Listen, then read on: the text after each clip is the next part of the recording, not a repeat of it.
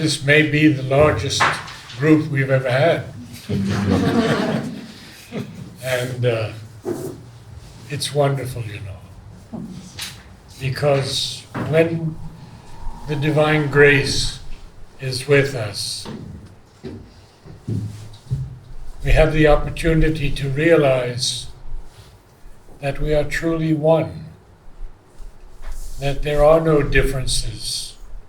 These differences only occur at the level of the ignorance, body, life, and mind. The moment we can rise just a little higher into the higher mind and those spiritual domains, all this falls away. And we see that the divine presence is in each of us. Not greater or smaller, but identical to all of us. You can say we are cut from the same fabric. So how does the Om choir come into this picture of oneness? Well, it was 1961.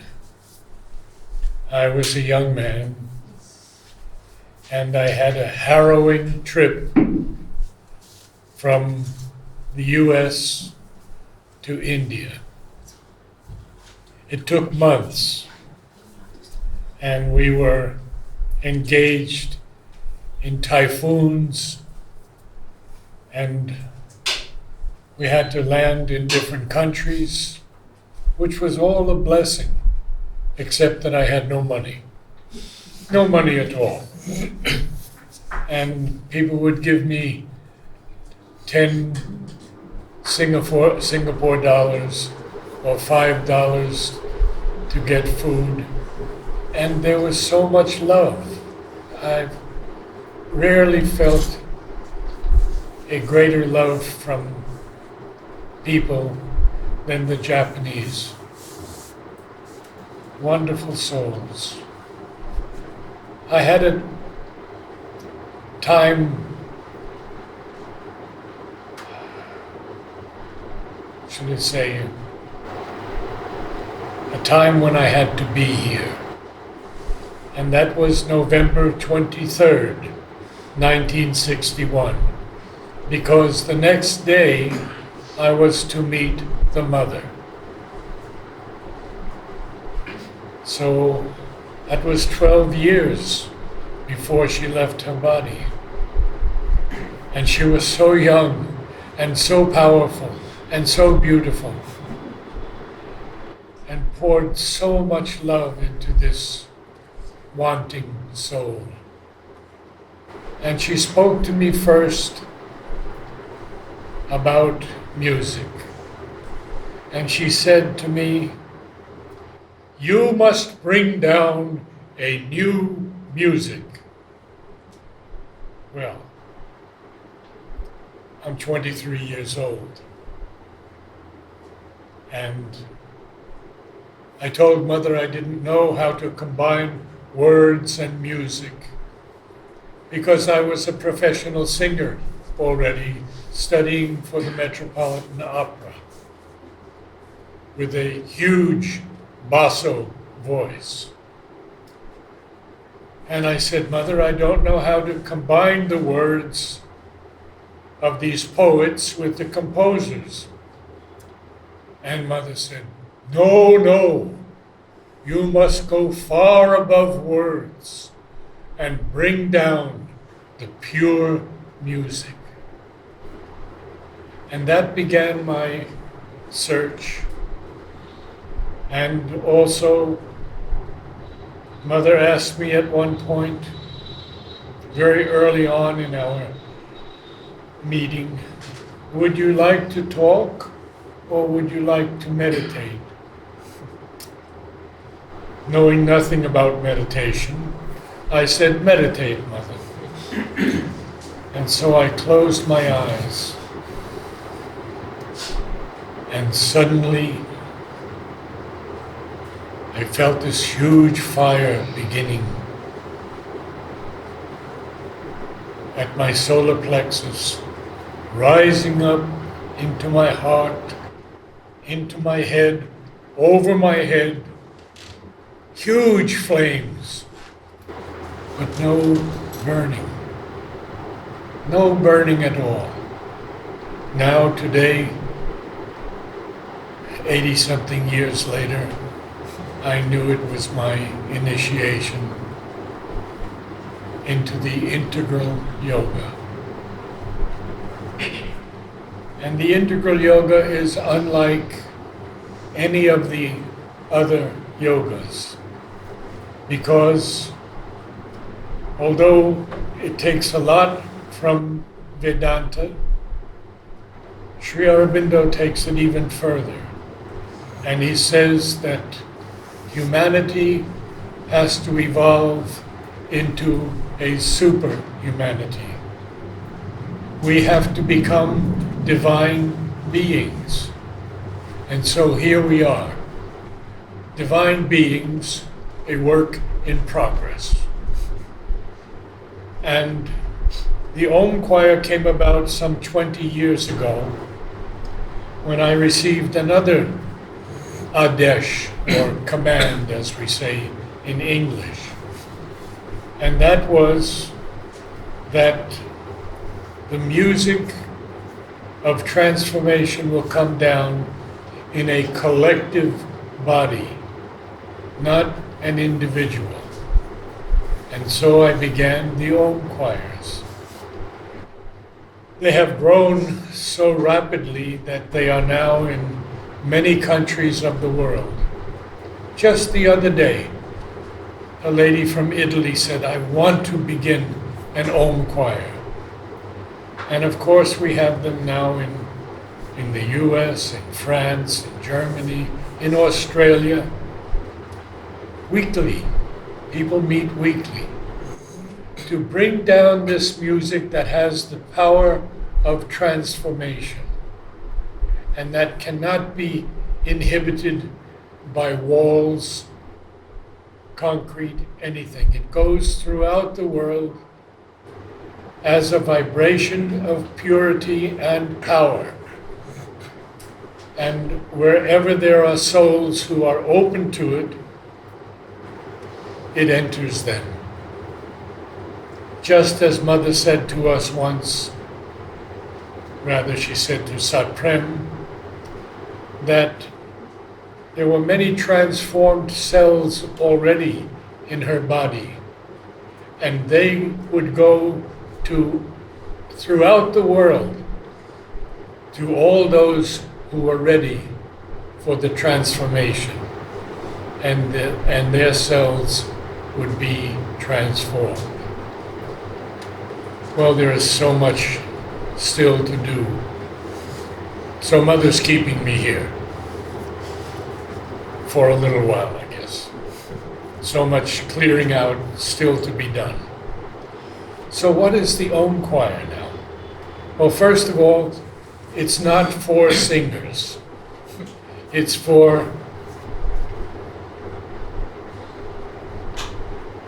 those who are open and who can open their souls to receive this music. They are instruments for this reception. And the way I begin is first to ask someone, anyone, to give me a note. And that note instantly enters the entire choir, and we are singing. But it is not we who are singing. It is the divine presence who sings through this sacred body. And I say sacred body very clearly, because this is a sacred moment in each of our histories. Why?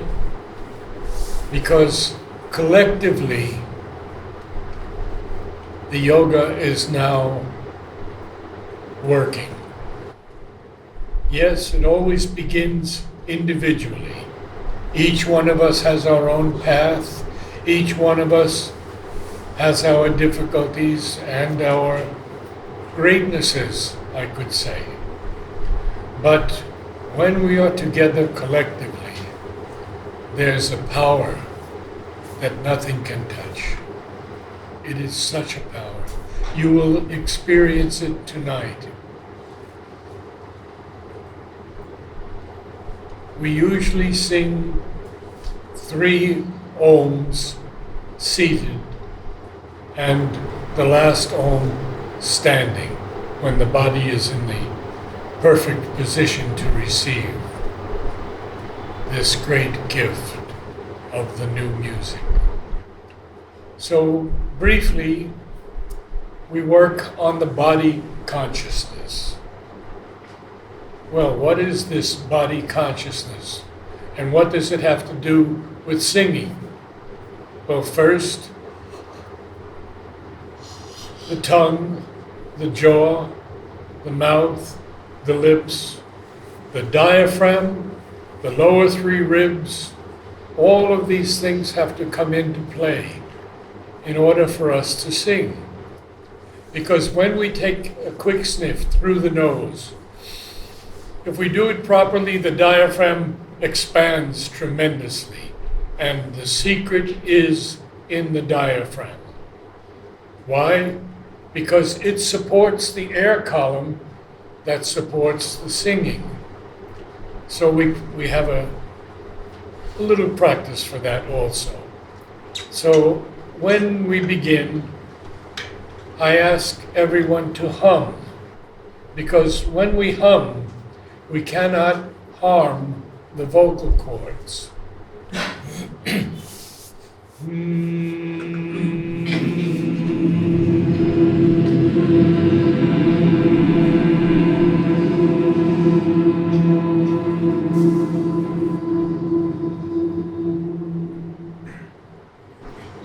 And we have some age-old exercises that all the great singers practiced in their life. And so we begin with a very simple one. No, no, no, no, no, no, no, no, no.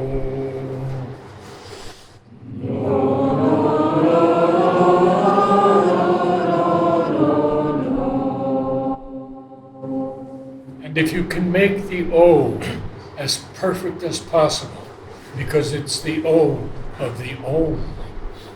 So not na, but O. Yes.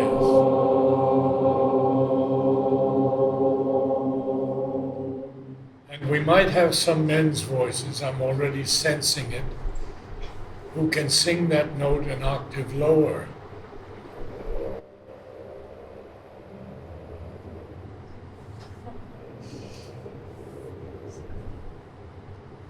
As we go up, yes, you can sing it an octave lower.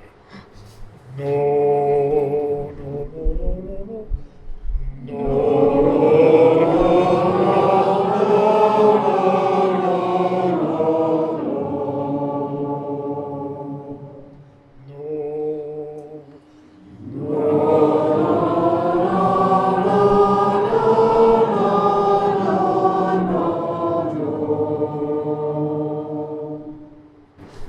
you could push your tongue against the upper teeth. No, no, no, no. And it will jump out. No, no, no, no, no, no, no, no, no.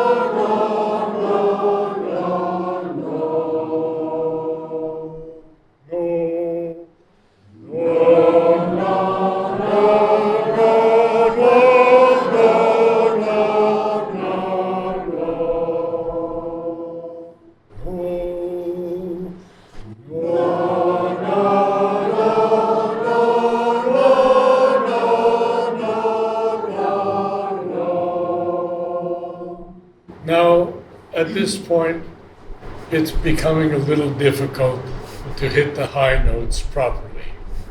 And that's when we have to kick in this muscle. So we take a quick sniff through the nose. Quick sniff through the nose. Ha! Ha!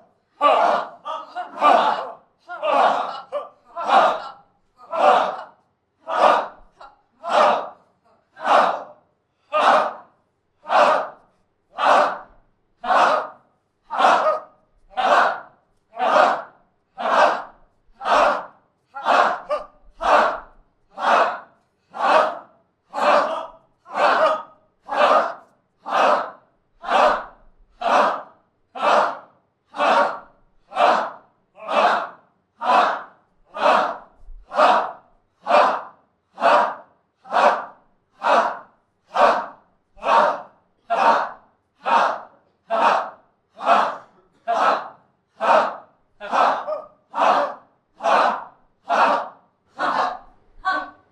Have I got you warmed up now? Yes, it's a good exercise. So, it's time to begin the Om. And I will ask for someone to give a note. The Om will begin with every voice as an instrument. All.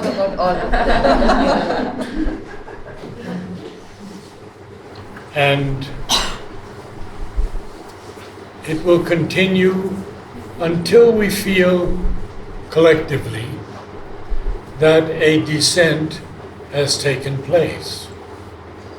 At that point, a little silence, and then I ask someone to quote a few lines from Sri Aurobindo's epic poem, Savitri, which will lift us even higher. So let us concentrate. Let us become an instrument for the divine presence to sing through.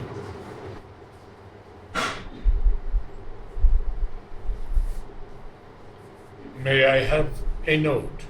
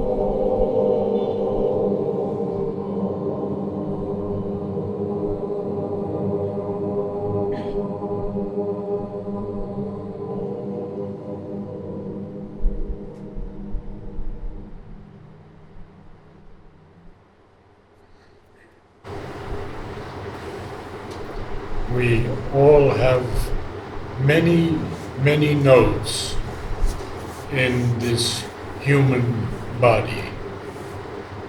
Allow the Divine Presence to sing on all of those notes.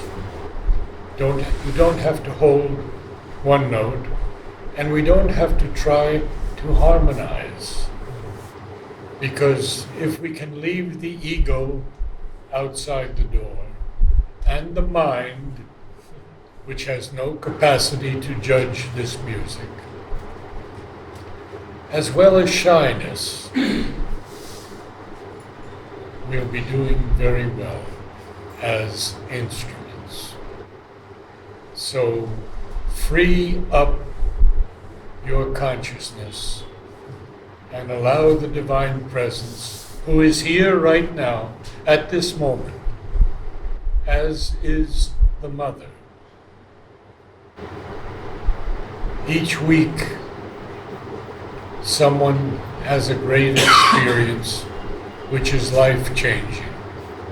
And very often they write these things down. One man has just done it Tuesday evening. And they are so precious. I keep them. May I have a line or two or more from Savitri, and speak loudly, please.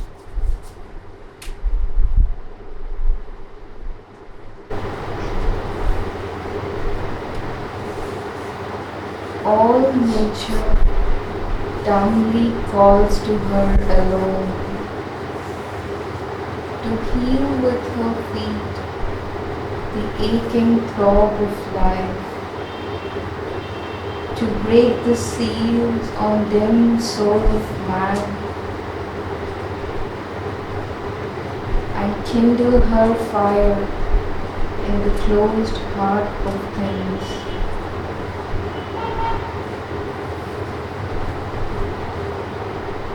May I have a note?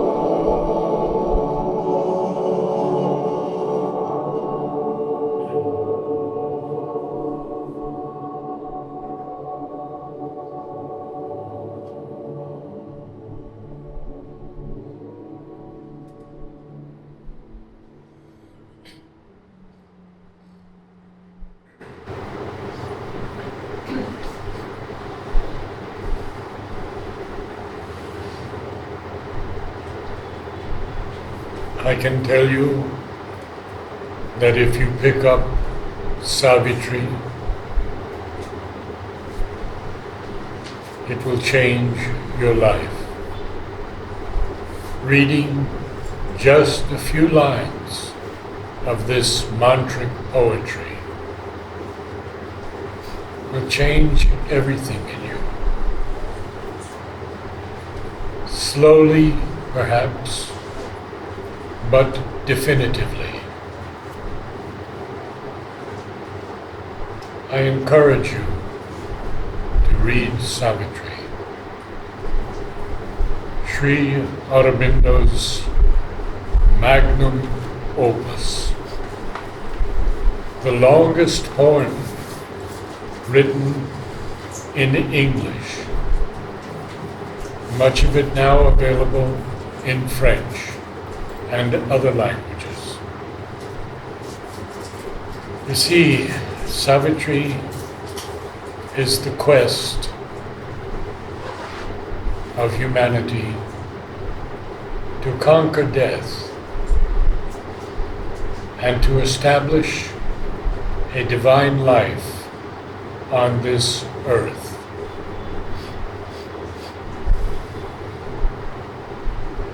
May I have a note?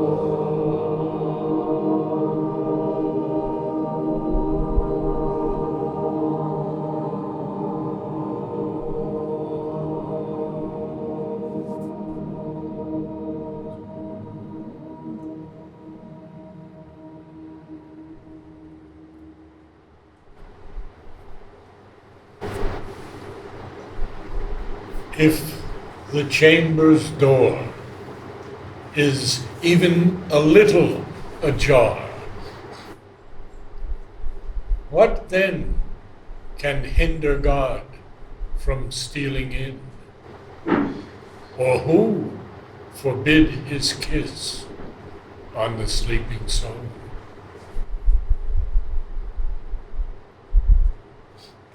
Let us stand.